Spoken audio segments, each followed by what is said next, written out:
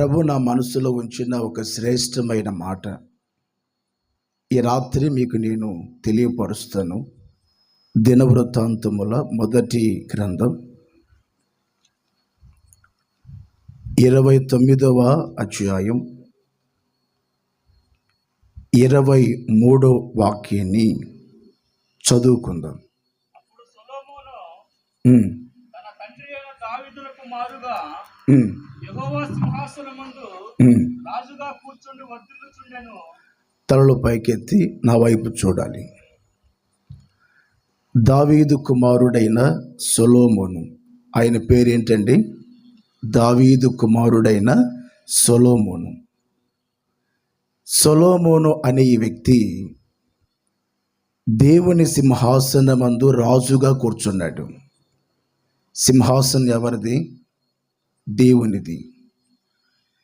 దేవుని సింహాసనం మీద, యెహోవా రాజ్య సింహాసనం మీద సొలొమోను అనే వ్యక్తి కూర్చొని తను ఏలుబడి చేస్తున్న రోజుల్లో సొలొమోను అనే వ్యక్తి దేవుని సింహాసనం మీద కూర్చొని ఎలా ఎదుగుతున్నాడు, ఎలా వర్ధిల్లుతున్నాడు అని వాక్యంలో మనం చూస్తే, దేవుని సింహాసనం మీద ఎప్పుడైతే కూర్చున్నాడో ఆ రోజు నుంచి ప్రతి నిత్యము ప్రతిరోజు కూడా వర్ధిల్లుతానే ఉన్నాడు. రాజుగా దేవుడు ఎప్పుడైతే ఆ వ్యక్తిని అభిషేకించి ఆయన సింహాసనం మీద కూర్చుండబెట్టిన ఆ దినము మొదలుకొని తను అభివృద్ధి చెందుతున్నాడు, తను వర్ధిల్లుతున్నాడు, తను ఎదుగుదల చెందుతున్నాడు. ఈ రోజున చాలామంది జీవితాలు మీరు చూడండి. దేవుడు ప్రేమించే వారికి చేతి పని ఇస్తే, దేవుడు ప్రేమించే వారికి ఉద్యోగం ఇస్తే, దేవుడు ప్రేమించే వారికి వ్యవసాయ రంగం ఇస్తే, దేవుడు ప్రేమించి మీకు ఏది ఇచ్చినా మీ చేతి పనిలో కానీ, మీ ఉద్యోగములో కానీ, వ్యవసాయ రంగములో కానీ, మీ కుటుంబాలలో కానీ, సంఘములో కానీ మీరు వర్ధిల్లుతున్నారా? లేకపోతే అనగారిపోతున్నారా? మీరు ఆశీర్వాదకరంగా బ్రతుకుతున్నారా? లేకపోతే శాపాన్ని ఒకవేళ అనుభవిస్తున్నారా? దేవుని సింహాసనమందు కూర్చున్న ఆ దినము మొదలుకొని సొలొమోను అనే వ్యక్తి వర్ధిల్లుతానే ఉన్నాడు, ఆశీర్వదించబడుతూనే ఉన్నాడు. అతని అభివృద్ధి కని, అతని ఆశీర్వాదం కని ఏ మాత్రం కూడా అనగారిపోయినట్లు వాక్యంలో మనం చూడలేం. దేవుని సింహాసనమందు కూర్చున్న ఈ వ్యక్తి ఎలా వర్ధిల్లుతున్నాడు అని మనం కొంచెం జాగ్రత్తగా గమనిస్తే, రాజ్యములో ఉన్న మనుషులందరూ కూడా ఈ సొలొమోను ఒక ఆజ్ఞ జారీ చేస్తే ఆ ఆజ్ఞకి ప్రజలందరూ కూడా బద్ధులై ఉన్నారట. దేవుని సింహాసనమందు కూర్చున్న సొలొమోను ప్రతి నిత్యము ప్రతిరోజు వర్ధిల్లుతున్నాడు. ఇతను ఎంతగా వర్ధిల్లుతున్నాడు, ఎంతగా ఎదుగుతున్నాడు, ఎంతగా ఆశీర్వదించబడుతున్నాడు అని వాక్యంలో చూస్తే, అతను ఏ మాట చెప్పినా ప్రజలు ఆ మాటకి కట్టుబడి విధేయతను కనుపరిచి ఆ మాటకి బద్ధులై బ్రతుకుతున్నారు. రాజు మాట మాకు శాసనం, సేవకుని మాట మాకు శాసనం, రాజు చెప్పిన మాట మాకు వేదవాక్కిది, సేవకుని మాట మాకు వేదవాక్కు అని రాజు మాటకి, సేవకుని మాటకి ప్రజలందరూ కూడా కట్టుబద్ధులై ఉన్నారు. ఇంత మాత్రమే కాదండి, ఒక 50 మంది ఉన్న చిన్న సంఘమే అనుకోండి, ఆ సంఘములో ఒక 50 మంది కానీ 30 మంది కానీ ఉంటే, ఆ సంఘములో ఉన్న ఒక సేవకుడు ఒక విశ్వాసికి ఒక మాట చెప్తే, ఆ విశ్వాసి ఆ మాటకు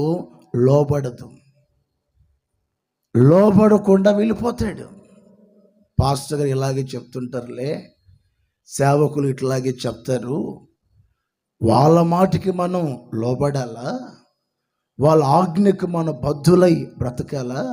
వాళ్ళు వస్తుంటారు వెళ్ళిపోతుంటారు, వాళ్ళు చెప్పిన మాటకు కూడా మనం లోబడాలా అని అవిధేయతను కనుపరిచే వ్యక్తులు కూడా ఉంటారు.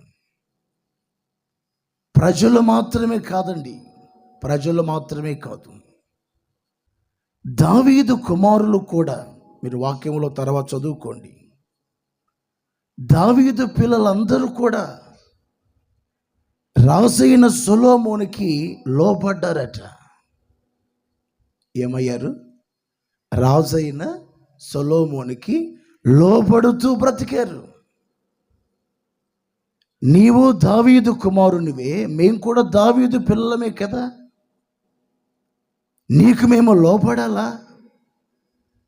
నీకు మేము విధేయతను కనుపరచాలా అన్నట్లుగా ప్రవర్తించకుండా దావీదు పిల్లలందరూ కూడా సొలొమోనుకి లోబడుతూ బ్రతికారట. ఇంట్లో ఉన్న ఇంటి ఇల్లాల్ని ఇంటి యజమాని పిలుస్తున్నాడు. అమ్మాయి మార్తా ఇలా రా అని పిలిచాడు. ఆ ఇంట్లో ఉన్న ఇంటి ఇల్లాలంటది, నీకేం పని బాట ఏమి లేదా, పని చూసుకోపోయి ఊరికే పిలుస్తుంటావు. భర్త ఒక మాట చెప్పాలని ఆ భార్యను పిలిస్తే, ఆ భార్య లోపలే ఉండి బయటికి రాకుండా నీకు పని బాట ఏమండదా? ఊరికే పిలుస్తుంటావు పొద్దస్తమానం. నేను బిజీగా ఉన్నాను, నీ బిజీగా ఉన్న సంగతి నీకు తెలియదా? ఆ ముఖంవాడ ఈ ముఖంవాడ అని 4 మాటలని గదిలోనే ఉంది కానీ బయటికి రాలే. అప్పుడు నాకు అనిపించింది, భర్త మాటకి భార్య లోబడట్లే. ఎందుకంటే ఆ ఇంటి యజమాని వర్ధిల్లటం ఆరంభిస్తే, ఆ ఇంటి యజమాని ఎదుగుదల చెందుట జరిగితే, ఆ ఇంట్లో ఉన్న ఇంటి యజమానురాలు ఆ భర్తకు లోబడుతుంది. నీ జీవితంలో ఎదుగుదల అనేది లేకపోతే, అభివృద్ధి అనేది లేకపోతే, వర్ధిల్లుట అనేది లేకపోతే, నీ ఇంట్లో ఉన్న నీ పిల్లలు కానీ, నీ ఇంట్లో ఉన్న నీ భార్య కానీ, నీ ఇంట్లో ఉన్న నీ భర్త కానీ నీకు పొరపాటును కూడా లోబడరు.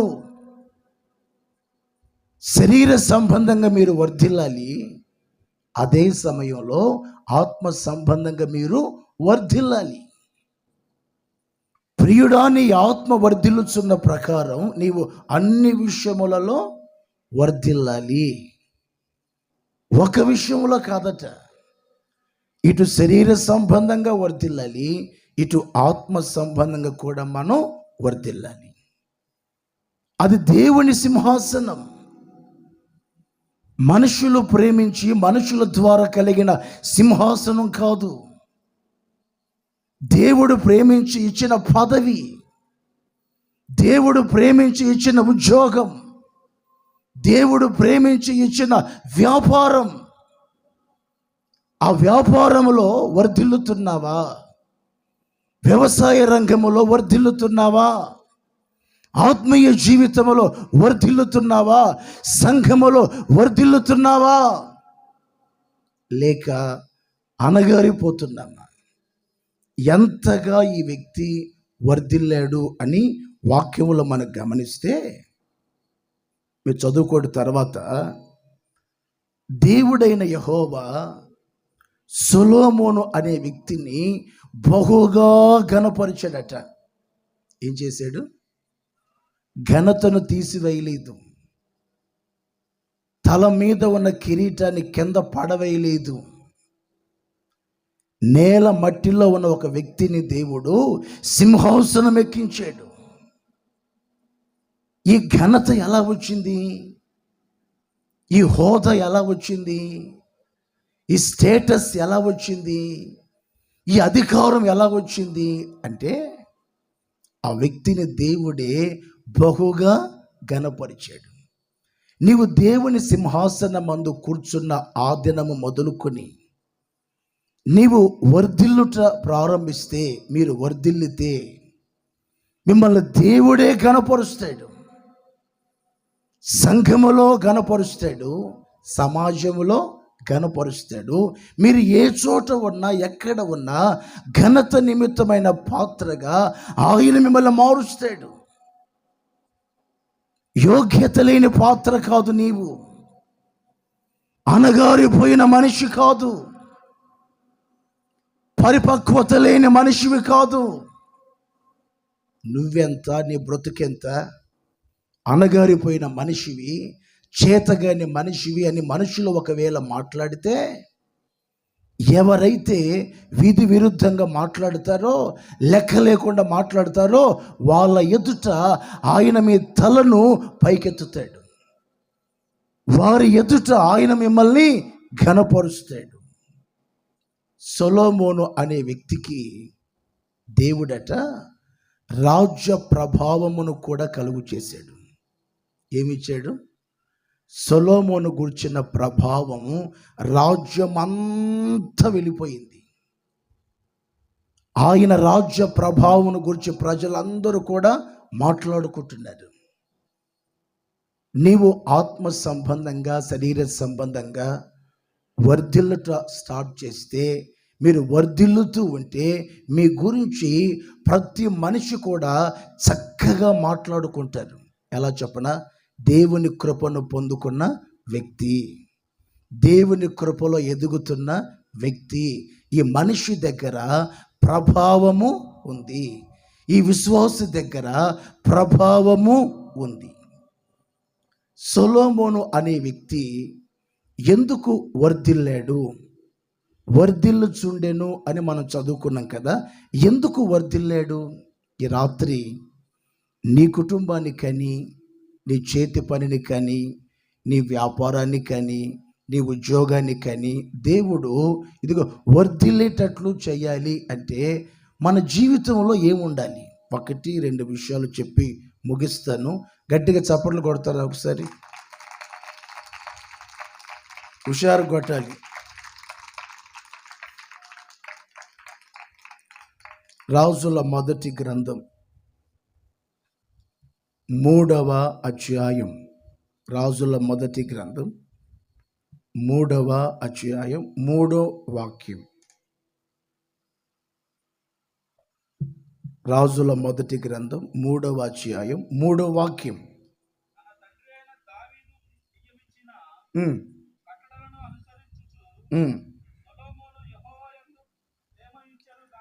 సొలొమోను దేవుణ్ణి ప్రేమించెను. సొలొమోను అనే వ్యక్తి ఎవరిని ప్రేమించాడు? నోరు తెరిచి కాస్త గట్టిగా చెప్పండి. ఎవరిని? యెహోవాను మాత్రమే ప్రేమించాడు, దేవుణ్ణి ప్రేమించాడు.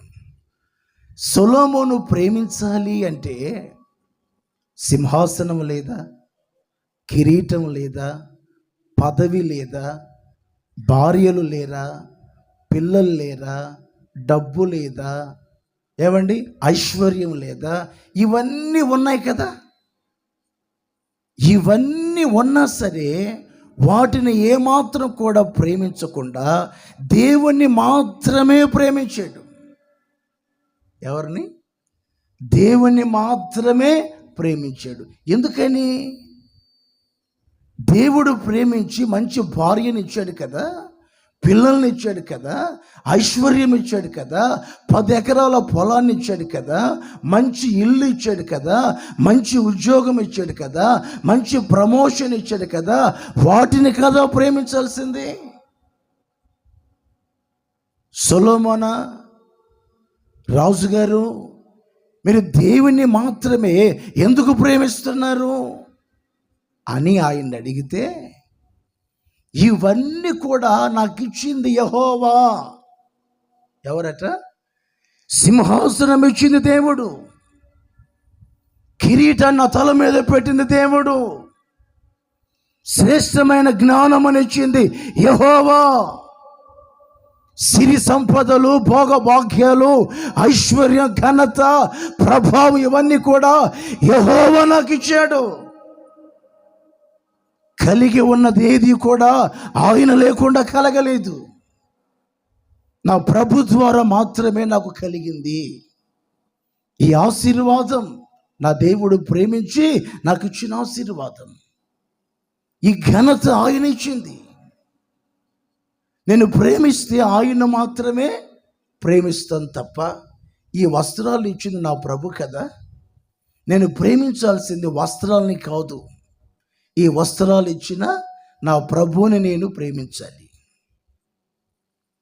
ఏమి తిందుమా, ఏమి త్రాగుదమా అన్నట్లు నీవు తిండిని ప్రేమించకూడదు. ఆహారమునిచ్చిన దేవుణ్ణి మాత్రమే ప్రేమించాలి. నాకు దేవుడు మంచి భర్తనిచ్చాడు అని ఆ భర్త చుట్టూ మనం రంగుల రత్నంలాగా తిరుగుతూ ఉండకూడదు. నీకు మంచి భర్తనిచ్చిన దేవుణ్ణి ప్రేమించాలి. మంచి భార్యనిచ్చిన దేవుణ్ణి ప్రేమించాలి. మంచి పిల్లల్నిచ్చిన దేవుణ్ణి మాత్రమే ప్రేమించాలి. అబ్రహాముకి దేవుడు నిండు వృద్ధాప్యములో చక్కటి కుమారుని ఇచ్చాడు. ఎప్పుడు ఇచ్చాడు? మంచి వయసులో కాదు, నిండు వృద్ధాప్యములో ఉన్నప్పుడు ఇస్సాకును దేవుడు ఇచ్చాడు. ఇస్సాకునిస్తే ఇక ఈయన ప్రేమ అంతా కూడా ఎవరి మీద పెట్టాడు? ఎవరి మీద? శారమ్మ మనసంతా, అబ్రహాం గారి మనసంతా ఎవరి మీద? ఇంత బంగారు కానీ తెచ్చి మనం బీరువాలో పెడితే ఇక ప్రార్థన కూడా రాకుండా రోజులు 36 సార్లు ఆ బీరువాన్ని తీసి లోపల ఉందా లేదా, లోపల ఉందా లేదా, లోపల ఉందా లేదా అని చూస్తుంటాం. అంటే మీరు దేన్ని ప్రేమిస్తున్నారు? బంగారుని మీరు ప్రేమిస్తున్నారు, కానీ బంగారు ఇచ్చిన దేవుణ్ణి ప్రక్కన పెట్టారు. ఆరోగ్యం ఇచ్చిన దేవుణ్ణి ప్రక్కన పెట్టేశారు. సిరి సంపదలు ఇచ్చిన దేవుణ్ణి ప్రక్కన పెట్టారు. అందుకని యోహాను భక్తుడు తన పత్రికలో అంటాడు, ఈ లోకమునైనను లోకములో ఉన్న వాటినైనను మీరు ప్రేమింపకండి. ఏం చెప్పాడు? ఈ లోకమునైనను లోకములో ఉన్న వాటినైనను ప్రేమించకండి అన్నాడు. లోకములో ఏముంది? ఈ లోకాన్ని కానీ లోకములో ఉన్న వాటిని కానీ ఏమాత్రం కూడా ప్రేమించకండి అంటాడు. దేనికి? లోకములో ఏముంది అని కొంచెం మనం లోతుగా వెళ్తే, లోకములో ఉన్నదంతయు శరీరాశ, నేత్రాశ, జీవపు డంబం. నోరు తెరిచి గట్టిగా చెప్పండి. లోకంలో ఏముంది? శరీరాశ, నేత్రాశ, జీవపు డంబం. ఎంత తిన్నా ఇంకా తినాలి, ఇంకా తినాలి అనిపిస్తూనే ఉంటుంది. శరీరాశ, నేత్రాశ. ఆమె కంటే మంచి చీర కట్టినా అదే బాగుంది, అదే బాగుంది, అదే బాగుంది. దేవునికి మంచి ఇల్లు ఇచ్చిన ఆ ఇంటి మీద దృష్టి. దేవుడు ప్రేమించి మంచి భార్యనిచ్చిన వేరొక దాని మీద దృష్టి, వేరొక దాని మీద మనస్సు. ఏంటిది? నేత్రాశ, జీవపు డంబం. జీవపు డంబం అంటే హృదయ గర్వం. ఇవన్నీ లోకములో ఉన్నాయి. మీరు లోకములో ఉన్న వాటిని ప్రేమించకండి. ఒకవేళ ప్రేమిస్తే మీరు శరీరాశలో పడిపోతారు. మీరు ఒకవేళ ప్రేమిస్తే నేత్రాశలో పడిపోతారు. మీరు ఒకవేళ ప్రేమిస్తే జీవపు డంబములో పడిపోతారు. నిలుచున్నను తలంచుకున్నవాడు పడకుండానట్లుగా జాగ్రత్తగా చూసుకోవాలట. పడకుండా మనమంతా నిలిచి ఉండాలి అంటే దేవుణ్ణి మాత్రమే ప్రేమించాలి. ఎవరిని ప్రేమించాలి? మనం దేవుణ్ణి మాత్రమే ప్రేమించాలి. సొలొమోను దేవుణ్ణి ప్రేమించాడు అని మీరు ఎట్లా చెప్పగలుగుతున్నారు పాస్టర్ గారు అంటారేమో. రాజుల మొదటి గ్రంథం 3వ అధ్యాయం 4వ వాక్యం. గిబియోనులో ముఖ్యమైన ఉన్నత స్థలమై ఉండెను గనుక రాజు అక్కడికి వెళ్ళి ఆ బలిపీఠం మీద 1000 దహన బలులు అర్పించెను. తలలో పైకెత్తాలి. చూడండి, సొలొమోను రాజు గిబియోను అన్న చోటుకి వెళ్ళి అక్కడ ఒక బలిపీఠం కట్టి ఆ బలిపీఠం మీద ఎన్ని బలులు అర్పించాడు? 1000. ఎన్ని? 1 కాదు, 2 కాదు, 100 కాదు, 200 కాదు, 300 కాదు, 1000 బలులు అర్పించాడు. ఒక్కసారి ప్రార్థన చేసిన వెంటనే మనం డీలా పడిపోతాం. 2 సార్లు ప్రార్థన చేస్తేనే ఇంకా చాలే అనిపిస్తుంది. బలి దేనికి సాదృశ్యంగా ఉంది? ప్రార్థనకి. బలులు దేనికి సాదృశ్యంగా ఉన్నాయి? స్తుతికి. సొలొమోను దేవుణ్ణి ఎంత ప్రేమించాడంటే ఉన్నత స్థలం ఎక్కాడు. గిబియోనుకి వెళ్ళి అక్కడ బలిపీఠం కట్టి ఆ బలిపీఠం మీద 1000 బలులు ఒక్కసారి దేవునికి అర్పించాడు. 1000 బలులు అర్పించడం అంటే మాటలా? ఎన్ని జంతువులు తీసుకొచ్చి ఎన్నిసార్లు బలి దేవునికి అర్పించి ఉంటాడు మీరు చూడండి. 1000 బలులట. బలి చెల్లించే విషయంలో అశ్రద్ధ లేదు, ప్రార్థించే విషయంలో అశ్రద్ధ లేదు, స్తుతించే విషయంలో అశ్రద్ధ లేదు. సొలొమోనా, ఇంత ప్రార్థన దేనికి? ఈ బలియాగం దేనికి? నేను నా దేవుణ్ణి నిండు మనసుతో ప్రేమిస్తున్నా. ఏ మనసుతో? ఇప్పుడు మన మనసులో ప్రేమ అనేది ఉంటే, ఒకరి మీద మన మనసులో ప్రేమ ఉంటే, ఇట్రా సాల్మోన్ ఒకసారి. ఇప్పుడు సాల్మోన్ అంటే నాకు చాలా ప్రేమ. ఎంత ప్రేమ అంటే అంత ప్రేమ. ఇప్పుడు ఇతని మీద నాకు కానీ ప్రేమ ఉంటే, ఇతని కోసం ఎంత చేసినా సరే అది నాకు తక్కువగా అనిపిస్తుంది, కొద్దిపాటిగా అనిపిస్తుంది. ఇతనికి ఎంత ఆహారం పెట్టినా, ఎన్ని బట్టలు కొనిచ్చినా, ఇతని కోసం ఎంత చేసినా అది తక్కువే అనిపిస్తుంది. ఎందుకో చెప్పనా? ఇతని మీద నాకు పరిపూర్ణమైన ప్రేమ ఉంది. ఏముంది? పరిపూర్ణమైన ప్రేమ. ఇతని నేను హృదయపూర్వకంగా ప్రేమిస్తున్నాను. ఇప్పుడు మీకు దేవుని మీద పరిపూర్ణమైన ప్రేమ ఉంటే మీరేం చేస్తారు?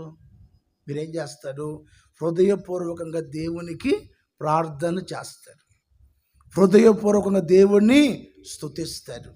మన ప్రార్థన అనగానే శుభ్రంగా మోకాల మీదకి వస్తామా?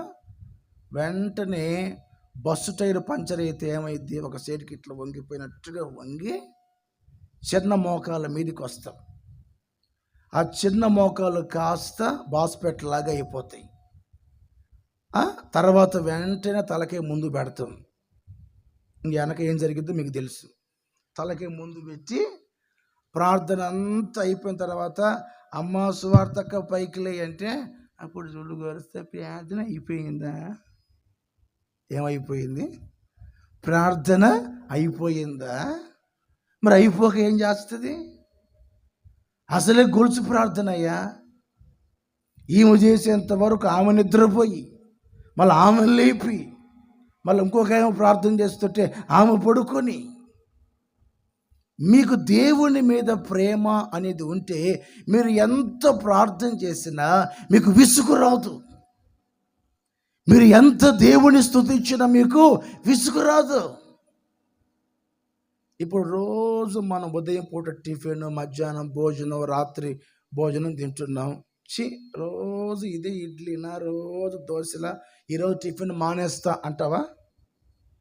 రోజు తిని అన్నమే కదా, ఈ మధ్యాహ్నం పూట ఎందుకులో అన్నం ఎందుకులో మానేస్తాను నేను అంటావా? అనవు కదా. రోజు తినే అన్నాన్ని నోరు ఇంతలా తెరిచి 4 ఏళ్ళు లోపలికి పెట్టి కుక్కి లోపలికి పెట్టి రోజు తినే అన్నమేగా మానరు. రోజు తినే దోశలేగా. దోశలంటే గుర్తొచ్చింది. ఆ మధ్య ఒక దగ్గర ఉపవాస ప్రార్థన పెట్టా. నాతో కొందరు వచ్చారు, శుభ్రంగా దోశలు తిని వచ్చారు. ఏ ప్రార్థనకు వచ్చింది? ఉపవాస ప్రార్థనకు వచ్చి శుభ్రంగా దోశలు తిని, ఇక నేను వాక్యం చెప్తుంటే వాళ్ళు చూడండి ముందు కూర్చొని ముసుగు ముందుకు దించి ఆమె ఆబోసాపాల పడుతుంది చూడనా,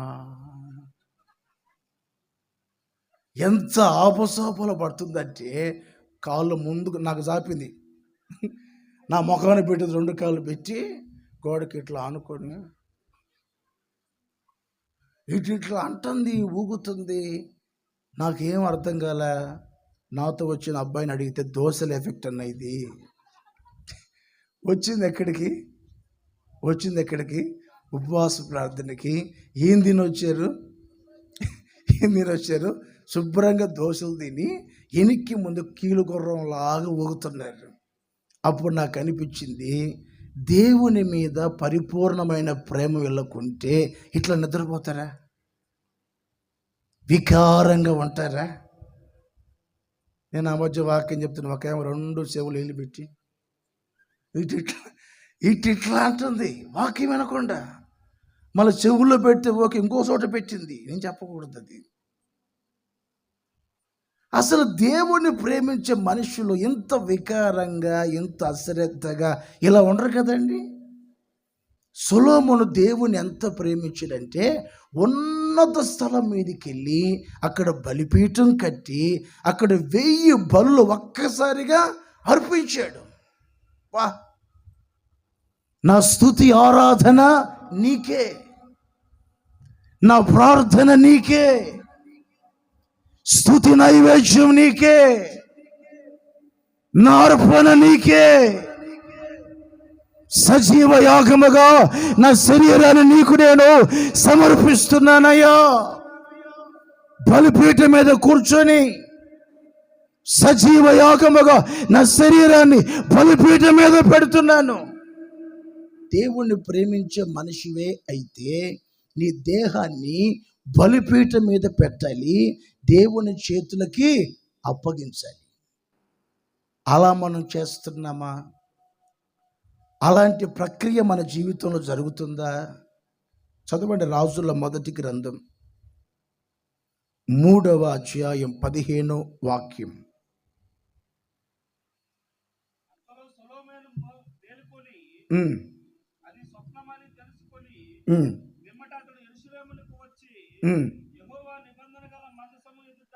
దేవుని మందసము ఎదుట నిలవబడి దహన బలులు, సమాధాన బలులు అర్పించి. చాలు తలపైకి ఎత్తాను. ఇక్కడ చూడండి, నువ్వు చేసే ప్రార్థన, నీవు అర్పించే ఆ బలులు ఎక్కడంటే నిబంధన మందసము ఎదుట.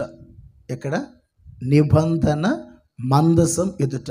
ఈ నిబంధన మందసం ఎవరు అంటే మన ప్రభువైన యేసుక్రీస్తుకి సాదృశ్యంగా ఉంది. దేవుడు లేని చోట కాదు నీవు ప్రార్థన చేయాల్సింది. నీవు బలి ఎక్కడ అర్పించాలి? నీ సమాధాన బలి నిబంధన మందసం ఎదుట. దేవుడు ఉన్న చోట నీవు బలిని అర్పించాలి. దేవుడు ఉన్న చోట నీవు సమాధాన బలులు అర్పించాలి. చాలామంది చేసే పెద్ద పొరపాటు చెప్పన, మందసాన్ని ప్రక్కన పెట్టి, దేవుని ప్రక్కన పెట్టి, దేవుడు లేని చోటుకి వెళ్ళి అక్కడ బలులు అర్పిస్తారు. ఏం ప్రయోజనం? దేవుని వాక్యం అంటుంది, ఆయన మీకు సమీపమున ఉండగా ఆయన మీరు వేడుకోండి. ఆయన దగ్గరగా ఉండగా, సమీపమున ఉండగా ఆయన మీరు వేడుకోండి. మందసం ఉన్న చోటికి సొలొమోను వెళ్ళి మందసము ఎదుట బలిని అర్పించాడు. ప్రభు ఉన్న చోటికి నీవు రావాలి. మందసం ఉన్న చోటికి నీవు రావాలి.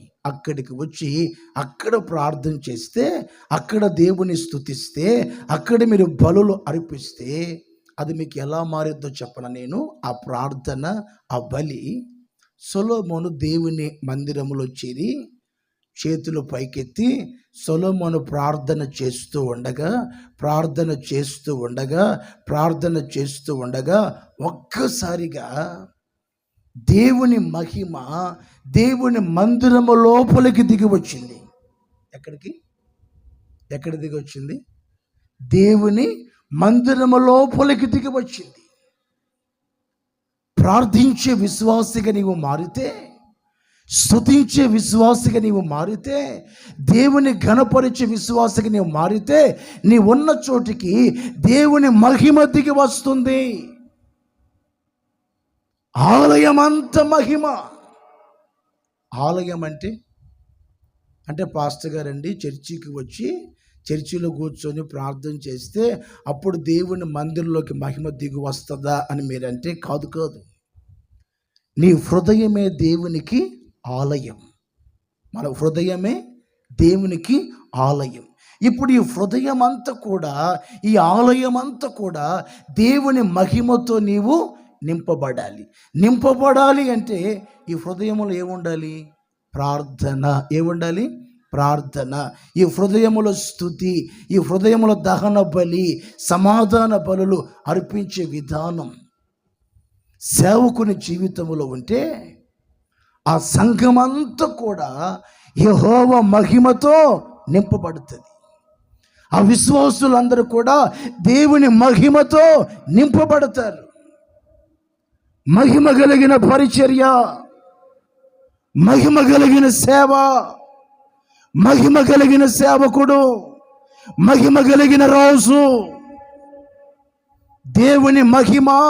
ఇదిగో నీ ముఖము మీద దేవుని మహిమ, నీ ఆలయం అంతా కూడా నిండుకోవాలి. మహిమ లేని వ్యక్తిగా ఉంటున్నావా?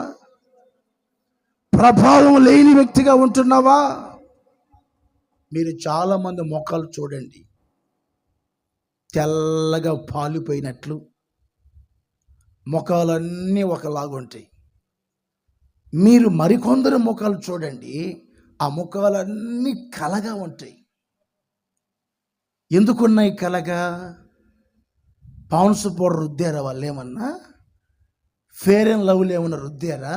కాదు. ఒక దైవ సేవకుని ముఖంలో దేవుని కళ, దేవుని తేజస్సు ఎప్పుడు ఉంటుంది? దేవుణ్ణి ప్రేమించే మనిషివైతే నీ ముఖములో దైవ కళ ఉండాలి. ఎవరి ముఖములో దైవ కళ ఉంటుంది? ఆలయములో మహిమ ఉంటే, నీ హృదయములో మహిమ ఉంటే. కొందరు జీవితాలు మీరు చూడండి, ఎప్పుడు రోగాలు పుట్టగా,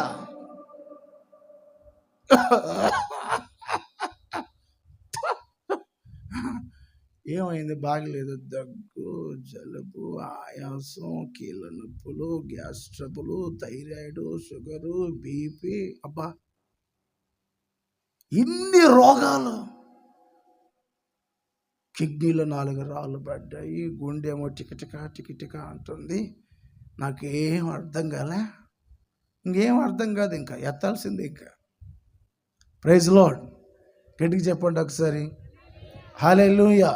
కొందరి ముఖంలో ఎప్పుడు దైవకాలం ఉంటుంది, కొందరి ముఖాల్లో ఎప్పుడు సావు కళ ఉంటుంది, కొందరి ముఖాల్లో నిద్రపోతు కళ. ఆ ముఖం ఎప్పుడు చూసినా నిద్రపోయిన మనిషిలాగే ఉంటుంది. ఏమి కళాకాంతి ఉండదు, కళాకాంతి ఏముండదు. ఎందుకంటే నీ హృదయంలో మహిమ లేదు కదా. నీ ఇంట్లో మహిమ ఉంటే, ఇప్పుడు పెద్దవాళ్ళు చాలామంది అంటారు, కొందరిని చూస్తేనట కడుపులో ఉన్నది కూడా తీసి పెట్టాలా అనిపిస్తుందట. కొందరిని చూస్తే ఉన్నది కూడా దాచిపెట్టుకొని ముఖం మీద పెట పీకుదామనిపిస్తుందట. అంటే ముఖాల్లో ఏమున్నట్లు? దైవ కళ అనేది నీ ముఖంలో ఉంటే, దేవుని తేజస్సు అనేది నీ ముఖంలో ఉంటే, నిన్ను చూసిన వాళ్ళంతా కూడా ప్రేమిస్తారు అంతే. స్తోత్రం చెప్పు గట్టిగా, హుషారుగా చెప్పాలి. హల్లెలూయా. నీ ముఖంలో దైవ కళ లేకపోతే సీకేసిన తాటికి ఎలాగ ముఖం పెట్టుకొని అరెకరం ఎగిరిపోయి చుట్టంతా ముఖమంతా ఒకలాగా పెట్టుకుంటే నిన్ను ఎవ్వరు ప్రేమించరు. ఇంట్లో భార్య కానీ ఇంట్లో పిల్లలు కానీ మిమ్మల్ని ఎవ్వరూ ప్రేమించరు. నీళ్ళు పెట్టండి, పెట్టుకోపోయా అంటది ఆవిడ. నీ ముఖంలో ఉంటేగా దైవ కళ. సైతాన్ కళ ఉంది ముఖంలో. ఆ నిద్రపోతు కళ, చావు కళ ముఖంలో పెట్టుకుని ఇంటికి వెళ్తే ఆ ఇంట్లో వాళ్ళు కూడా దడుచుకొని చేస్తారు. అమ్మో ఏంది దుర్మార్గుడు ఇంటికి వచ్చాడు అన్నట్లు. నీ ముఖంలో ఉండాల్సింది ఏ కళ ఉండాలి? దైవ కళ ఉండాలంటే నీ ఆలయం అంతా దేవుని మహిమతో నింపబడాలి. మహిమ దిగి రావాలి అంటే మీరు ఏం చేయాలి? దేవునికి ప్రార్థన చేయాలి. సమాధాన బలులు, దహన బలు దేవునికి మీరు అర్పించాలి. ఇప్పుడు సొలొమోను ఎందుకు వర్ధిల్లుతున్నాడు అంటే దేవుని ప్రేమించే మనసు కలిగిన వాడు కాబట్టి దేవుడు ఆ వ్యక్తిని ఏం చేస్తున్నాడు? వర్ధిల్లేటట్లు చేశాడు. ఈ రాత్రి మీ ఇంటిలో కానీ, వ్యవసాయ రంగంలో కానీ, చేతి పనుల్లో కానీ, వ్యాపారంలో కానీ, ఆత్మీయ జీవితంలో కానీ మీరు వర్ధిల్లాలి అంటే మీరు మొదట చేయవలసిన పని దేవుణ్ణి మాత్రమే ప్రేమించాలి. ఎవరిని ప్రేమించాలి? దేవుణ్ణి మాత్రమే ప్రేమించాలి. సొలొమోను ఎందుకు వర్ధిల్లాడంటే దేవుణ్ణి మాత్రమే ప్రేమించాడు. ఎవరినండి? రెండో విషయాన్ని కూడా చెప్తాను. దినవృత్తాంతముల 2వ గ్రంథం 2వ అధ్యాయం 1వ వాక్యం. దినవృత్తాంతముల 2వ గ్రంథం 2వ అధ్యాయం 1వ వాక్యం.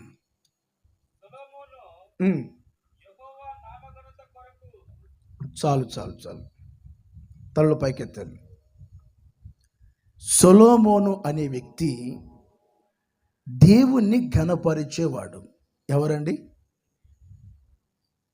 చెప్పాను ఇందాకే, రిప్లై ఉండాలి. ఎవరిని ఘనపరుస్తాడు? దేవుణ్ణి మాత్రమే ఘనపరిచేవాడు.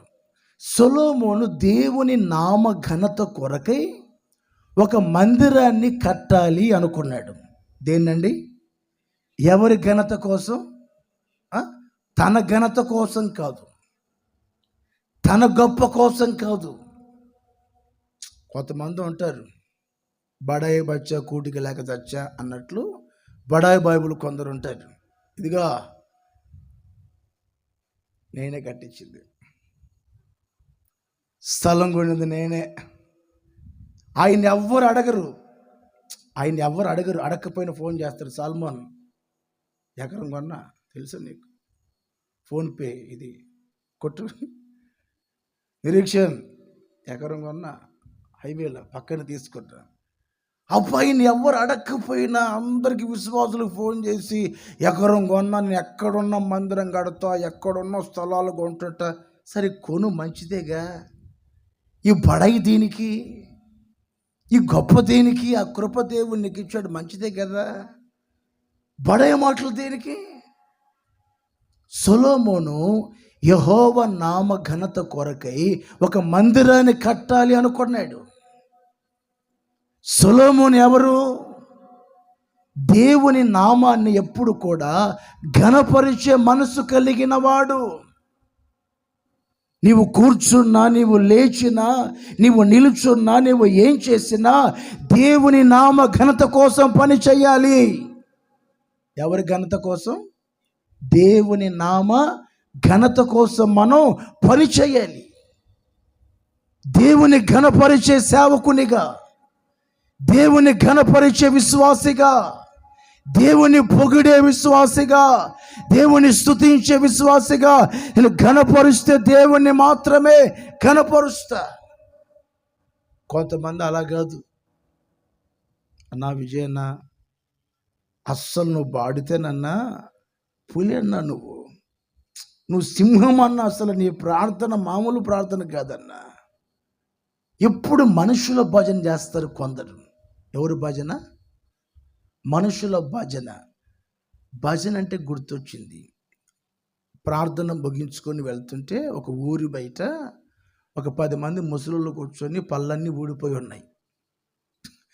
పళ్ళన్నీ ఊడిపోయి ఉన్నాయి, అంత ముసలిలోకి వచ్చున్నారు, అందరి చేతుల్లో తాళాలు ఉన్నాయి, అనుకుంటూ కొట్టుకుంటూ కూర్చున్నారు. అదొక భజన. అక్కడ కుర్ర బ్యాచ్ ఎవరు లేరు. పాపం అక్కడ ఉన్న ఆయన కూడా ఏం మాట్లాడకుండా కొట్టుకుంటారు, ఎంతసేపు కొట్టుకోండి అన్నట్టు ఆయన ఉంటే ఈ 10 మంది పాపం వాళ్ళు ఏం భజన చేస్తారు చెప్పండి.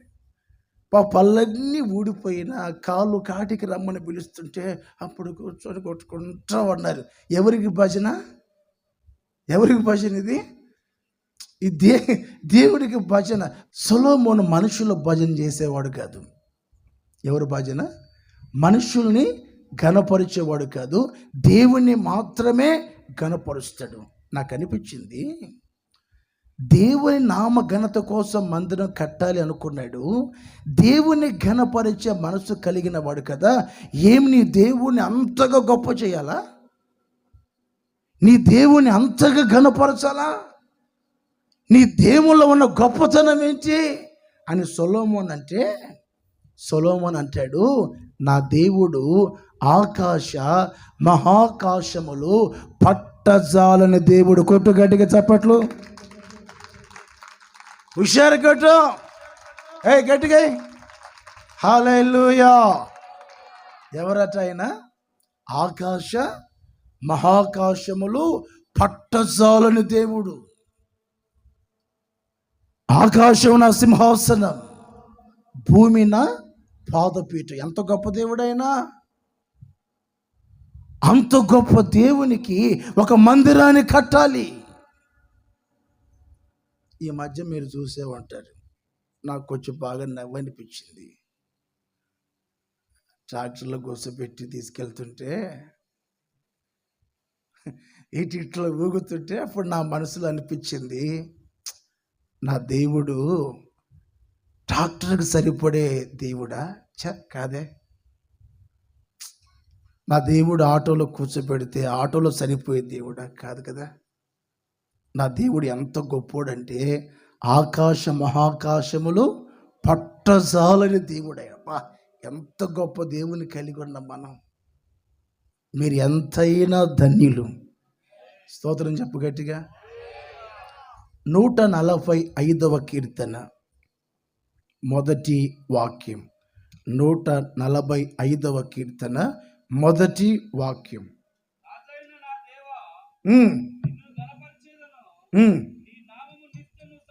చూసారా? నా రాజా, నా దేవా, నిన్ను మాత్రమే ఘనపరుస్తాను. ఎవరినండి? నిన్ను మాత్రమే నేను ఘనపరుస్తా. ఎందుకని? నీవు నా రాజువి, నీవు నాకు కాపరివి, నీవు నాకు ఆరోగ్యం ఇచ్చే దేవునివి, నన్ను స్వస్థపరిచే దేవునివి నీవే, నా కుటుంబాన్ని ఆశీర్వదించే దేవుడవు నీవే, కేడెమతో కప్పినట్లు దయతో కప్పు దేవుడవు నీవే. నీవు నా రాజువి, నీవు నా చక్రవర్తివి, నా సన్మానానికి మహనీయుడవు నీవే. నా రాజా, నా దేవా, నేను నిన్ను మాత్రమే ఘనపరుస్తా. ఎందుకు ఘనపరుస్తావు ఆయన్ని? కేడెమతో కప్పినట్లు ఆయన నన్ను ప్రతి దినము కూడా దయతో కప్పుతున్నాడు. నా కుటుంబాన్ని కాపాడుతున్నాడు, నా బిడ్డల జీవితాన్ని కాపాడుతున్నాడు, నా ఇంటికి కంచె వేశాడు, నా ఒంటికి కంచె వేశాడు, నా కలిగిన సమస్తానికి కంచె వేసి కాపాడుతున్న దేవుడు. ఇశ్రాయేలును కాపాడువాడు కొనకడు, నిదురపోని దేవుడు. ఈ రోజున ఇశ్రాయేలు దేశం మీదికి త్రిశూల వ్యూహాన్ని పాటించి 3 వైపుల నుంచి కూడా ఇశ్రాయేలు దేశం మీద యుద్ధం చేస్తూ ఉంటే ఇశ్రాయేలు దేశం ఏమాత్రం కూడా జంకట్లేదు, తొనకట్లేదు. ఏంటి ఇంత ధైర్యం? ఇన్ని దేశాలు, 3 దేశాలు త్రిశూల వ్యూహాన్ని పాటిస్తూ ఇజ్రాయేలు దేశం మీదకి యుద్ధానికి వస్తున్న ఏమాత్రం కూడా కంగారు లేకుండా, జిడియకుండా, భయపడకుండా ఇంత ధైర్యంగా ఇజ్రాయేలు దేశం ఎలా ఉంది? ప్రపంచానికి నడిబొడ్డున ఇజ్రాయేలు దేశం ఉంది. బాంబుల మోత, రక్తపాతం, మారణ హోమం, 3 దేశాల నుంచి శత్రువులు యుద్ధానికి దిగిన ఏమాత్రం కూడా జంకట్లేదు.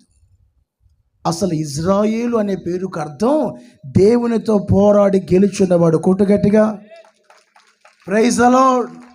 ఇజ్రాయేలు అంటే దేవునితో పోరాడి గెలుచున్నవాడు, ఓడిపోయినవాడు కాదు, ఓటమిని మూట కట్టుకున్నవాడు కాదు, శత్రువును చూసి వెన్నులో వణుకు పుట్టి పారిపోయిన వాడు కాదు. ఇజ్రాయేలు పోరాడి జయాన్ని పొందినవాడు. సొలొమోను ఎవరు? దేవుని నామాన్ని ఘనపరిచేవాడు. దేవుని నామాన్ని ఘనపరిచే వ్యక్తిగా నీవు ఉంటే నీకు ఎక్కడ కూడా అపజయం రాదు, మీకు ఎక్కడ కూడా ఓటమి ఉండదు, ఎక్కడ అపకీర్తి రాదు, ఎక్కడ నవ్వుల పాలు కారు. నిందకి ఆస్పదంగా, అవమానానికి ఆస్పదంగా, కన్నీళ్ళకి ఆస్పదంగా, శ్రమకు ఆస్పదంగా నీ జీవితాన్ని ప్రభు ఉంచాడు. దేవుణ్ణి ఘనపరిచే వ్యక్తిని దేవుడు ప్రతి నిత్యము కూడా కాపాడుతూనే ఉంటాడు, మేలు చేస్తూనే ఉంటాడు, ఆశీర్వదిస్తూనే ఉంటాడు. Praise the Lord. నా దేవా, నా రాజా, నా కాపరి, నేను నిన్ను మాత్రమే ఘనపరుస్తాను. ఎవరిని? నిన్ను మాత్రమే నేను ఘనపరుస్తాను, వేరొకరి పొరపాటును కూడా ఘనపరచను. గలతీయులకు రాసిన పత్రిక 1వ అధ్యాయం 24వ వాక్యం. గలతీయులకు రాసిన పత్రిక 1వ అధ్యాయం 23, 24.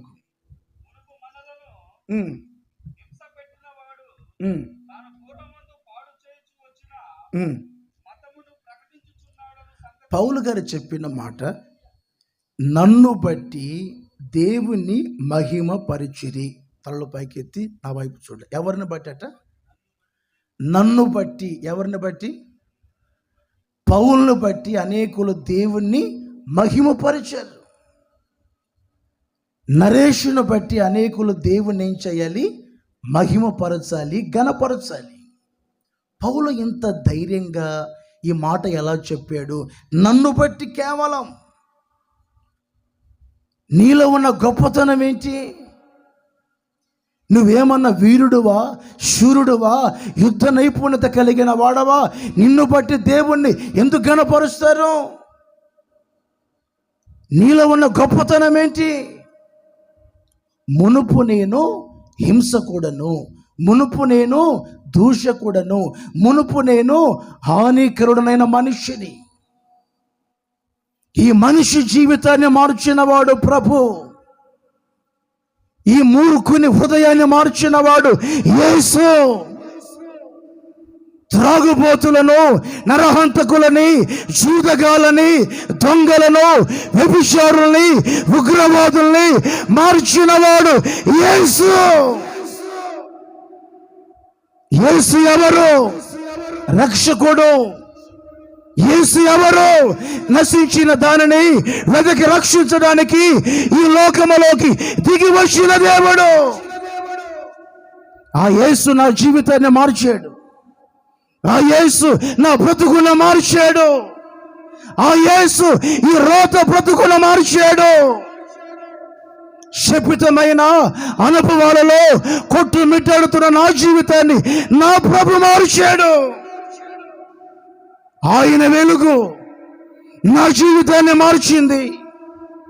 ఆయన వెలుగు ఈ పాపిని మార్చింది. ఆయన వెలుగు ఈ రోత జీవితాన్ని మార్చింది. ఒకప్పుడు నా బ్రతుకు వేరు, ఒకప్పుడు నా జీవితం వేరు. నన్ను చూసిన ప్రజలు గడగడలాడి వణికారు. దేవుని సంఘాన్ని బాధపెట్టిన మనిషిని, క్రైస్తవుల్ని హింసించిన మనిషిని,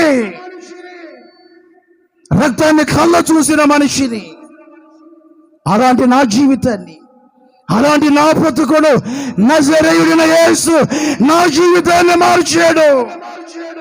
నన్ను బట్టి అనేకులు దేవుని నామాన్ని మహిమపరిచారు. నీ ద్వారా నీ ప్రాంతంలో దేవునికి మహిమ కలుగుతుందా? నా ద్వారా నా ప్రాంతంలో దేవుని నామానికి మహిమ కలుగుతుందా? మీరు వాక్యంలో చదువుకోండి. నువ్వు భోజనమే చేసినా పానమే చేసినా దేవునికి మహిమకరంగా ఉండాలట. మరి నీ జీవితం, నీ బ్రతుకు, నీ విశ్వాస జీవితం దేవునికి మహిమకరంగా ఉంటుందా? దేవుని ఘనపరిచే వ్యక్తిగా ఉంటున్నావా? లేక మనుషుల దగ్గరికి వెళ్ళి, డాక్టర్ దగ్గరికి వెళ్ళి, ఇవి కాళ్ళు కాదు చేతులు అనుకోండి, చేతులు కాదు కాళ్ళు అనుకోండి అని వాళ్ళ కాళ్ళ ఏళ్ళబడి నా బిడ్డను బ్రతికించు బాబు అని డాక్టర్ని కనపరుస్తున్నావా? మాంత్రికుల్ని కనపరుస్తున్నావా? చేతబడి చేసే మనుషుల్ని కనపరుస్తున్నావా? అప్పుడిచ్చే మనిషిని కనపరుస్తున్నావా? దేవుణ్ణి ఘనపరిచే వ్యక్తిగా నీవు మారాలి. దేవుణ్ణి మహిమపరిచే వ్యక్తిగా నీవు మారాలి. నువ్వు భోజనమే చేసినా దేవునికి మాత్రమే మహిమ కలగాలి. నువ్వు పానం చేసిన దేవునికి మాత్రమే ఘనత కలగాలి. సొలొమోను ఎందుకు వర్ధిల్లుతున్నాడు అంటే దేవుని ఘనపరిచే మనసు కలిగిన వాడు. మీరు వర్ధిల్లాలి అంటే ప్రతి నిత్యము కూడా దేవుణ్ణి ఘనపరుస్తూనే ఉండాలి. ఈ మాటలు మీ వెనికిడిలో, హృదయములో నా తండ్రి స్థిరపరిచి నడిపించును గాక. లేచి నిలవబడి మీ చేతులు పైకెత్తండి.